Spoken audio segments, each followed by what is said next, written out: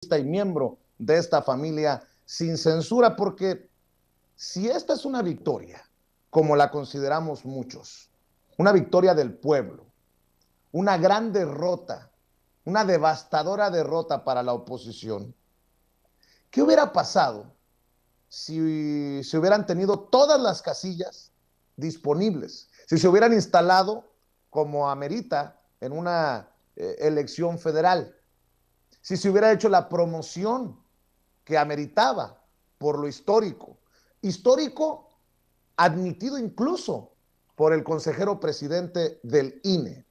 ¿Qué hubiera pasado? Porque eso es lo que tiene que venir a futuro. Esto fue el primer intento. Lo que viene. Mi querido Ricardo Sevilla, te saludo con mucho gusto. ¿Cómo estás?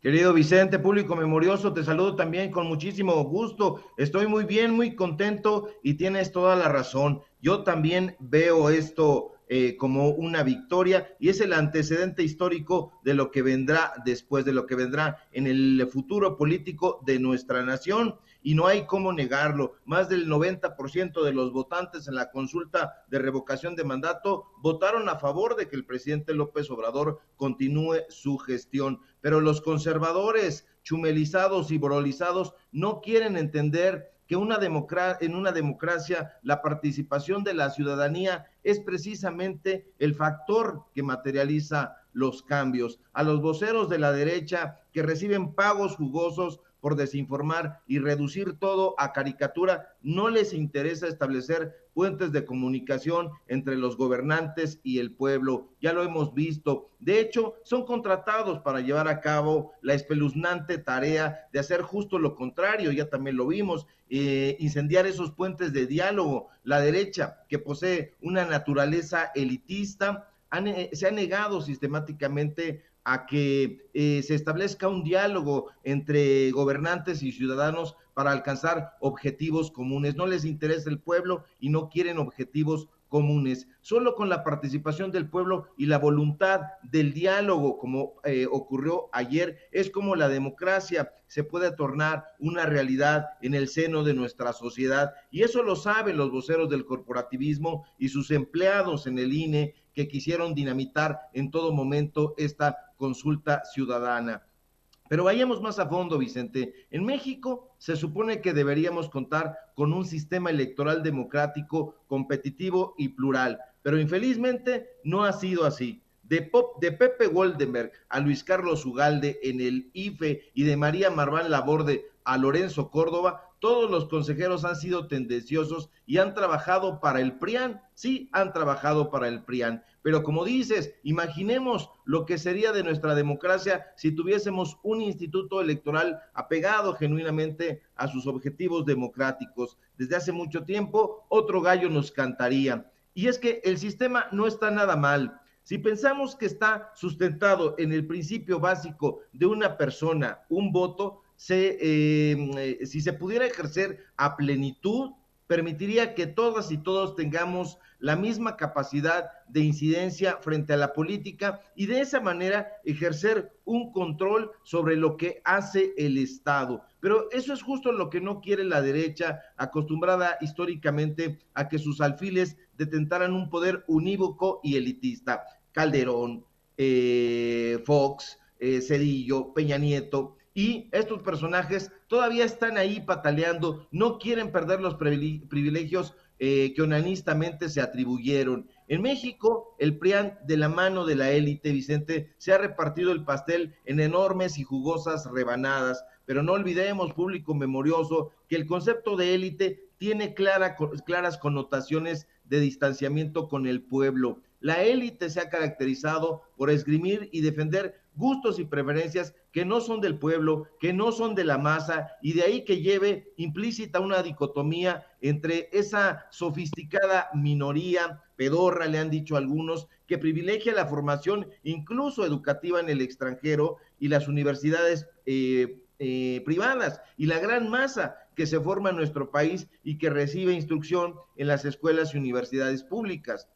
En resumen, público memorioso, la élite se contrapone completamente, lesivamente a los deseos de la multitud y envuelve ideas, como las hemos visto, de exclusión y de discriminación, por no hablar también de racismo. Hay que darle clases y cátedra, sin embargo, a los pelmazos de TV Azteca, de Foro TV y de esos medios de comunicación corporativos. Hay que recordarle al público memorioso que esos mentecatos nada saben de teoría política y no lo saben, los escuchamos y nos vamos de bruces ante su ignorancia. Y yo les recuerdo a los voceros de las multinacionales que los sociólogos italianos Vilfredo Pareto y Gaetano Mosca no los han oído ni en sueños, fueron los creadores de la teoría de las élites. ¿Y qué decían esos señores? Algo simple y se los explico, pero sustancioso. Pareto sostenía que todas las sociedades se dividen en conductores y conducidos y describió dos tipos de psicólogos de élites en el campo político, la de los zorros,